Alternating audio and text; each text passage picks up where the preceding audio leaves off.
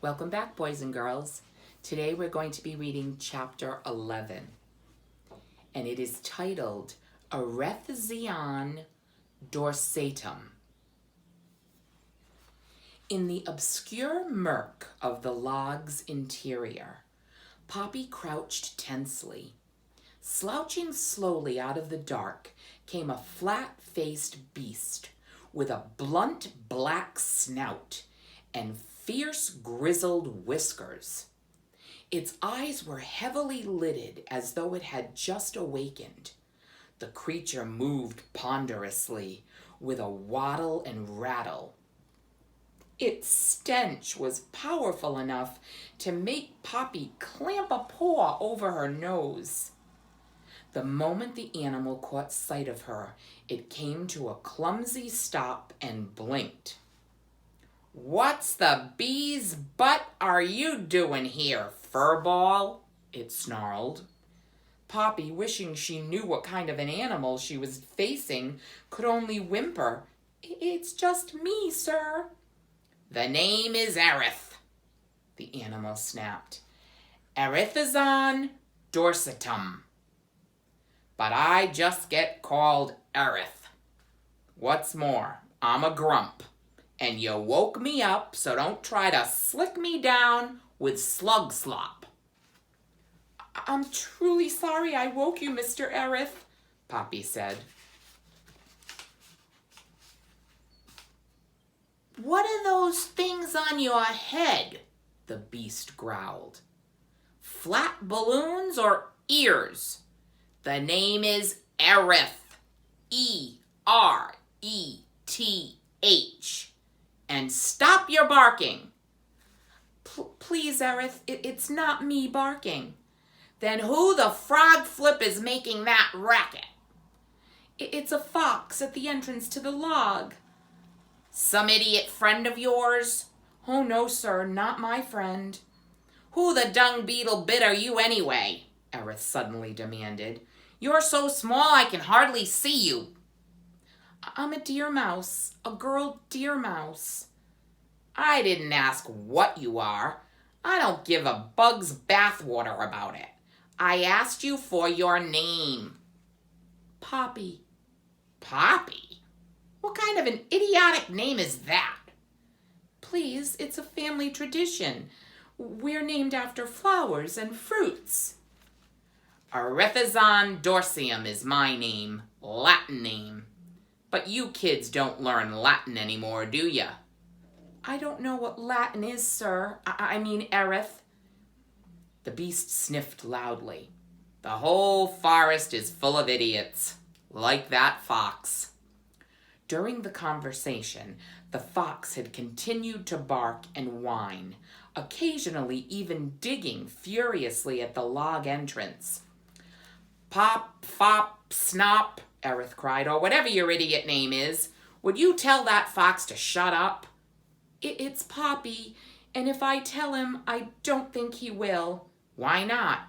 "He wants to eat me," Poppy said faintly. "Eat you?" "Yes." "Jerk," Aerith said scornfully. "But then all meat eaters are jerks. Ever notice that?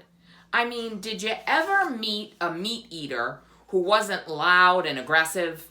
Did you? Never mind. Just get out of here and leave me alone." I can't," Poppy cried. "Why the bat bilge can't you?" "I just told you," Poppy pleaded. "If I go out, he'll eat me." "Look here," Aerith cried, "whatever your idiot name is. Don't you have any guts?" "Please, it's Poppy." "Oh, weasel wonk. I don't care what it is. All I'm saying is, if a creature can't take care of himself, he has no business sneaking into my house, waking an old coot like me in the middle of the day and asking for my help." "I never asked you for your help," an exasperated Poppy replied. "Can't you understand anything? That fox chased me. Do you think I like being in here? It stinks." Aerith blinked. "Oh, all right," he growled. "I suppose I better talk some sense into that meat mauler." "Just get out of my way," he snarled as he began to waddle forward. It's your lookout, not mine. If you get pricked by one of my quills. Poppy's heart clutched. Did you say quills? She stammered. Of course I said quills, Fuzzball. Yes, but what? Poppy was dizzy with fear. Her knees shook. She found it hard to swallow. What are you? Don't you have eyes? Aerith screeched. Or are those spots on your face buttons? I'm a porcupine. Porcupine? The word turned Poppy numb. She could hardly breathe. She could not blink or think. Floppy or Poppy, Aerith bellowed, will you get your flea-flicking self out of my way?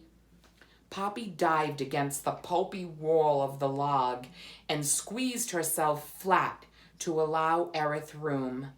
Even so, as the porcupine waddled by, his quills raked across her belly like a rusty comb. Never, despite all she'd confronted, had Poppy been so terrified.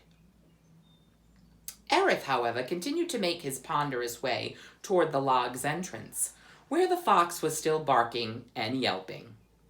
Poppy felt sure that once the fox was disposed of, the prickly monster would turn on her. First he would shoot her with his quills, next he would stab her, then he would skewer her. Finally, he would chop her up into tiny bits and eat her. For a moment, Poppy considered offering herself to the fox.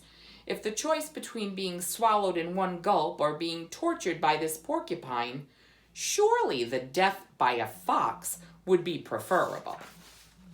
Poppy stared into the darkness of the log. Perhaps there was an escape hole, but frozen by the terror of her predicament, she could not move. Instead, her eyes turned toward the entrance, certain she was about to witness some ghastly carnage. Sure enough, when Aerith reached the log opening, Poppy heard him screech, Fox, you braying bag of bones! What's all this hullabaloo? Can't an old creature get some quiet in his own home? I'm sorry, Aerith, Fox returned in a voice that was at best sniveling. I didn't know you were here. Just trying to grab a mouse who ran into your place. A snack, nothing more. Not trying to bother you. No harm meant. Just a midday nibble. Don't nag me about your nibbles, you nitwit, Aerith bellowed. When I say get lost, I mean do it. Now, Aerith, let's be... Fox didn't finish his sentence. Instead, Poppy heard Aerith cry, I said get, Broomtail! This order was followed by a whack, a yelp of pain, and a frantic scramble of paws, concluding with a barking and whining that grew faint with amazing rapidity. Poppy was sure the fox was being devoured, but more frightening still, she saw the porcupine wheel about and start to waddle back down the log in her direction. Poppy panicked. She turned and fled toward her one hope of escape, the log's other end. The farther into the log Poppy went, the more foul-smelling it became. Worse, she had increasingly difficulty seeing where she was going. Sure enough, she slammed into the log's far end. There was no escape hole. Stunned and unsteady on her feet, heart beating so hard she was sure it would burst, a terrified Poppy turned to confront the porcupine. Her one remaining hope was to try and slip by the beast. Though Poppy knew she risked a severe shredding, she was certain it was her only chance. Slop, pop, or bebop, the porcupine cried. Where the snake sweat are you? Come out of there! Gasping for breath, Poppy braced herself against the rear wall of the log and got ready to bolt and die. Aerith's face, grinning hideously, loomed out of a dark at her. "Poppy," he cried, "you wretched excuse for a runt. Why the devil are you hiding in my toilet?" And that's the end of that chapter. If you haven't guessed, Aerith is my favorite character.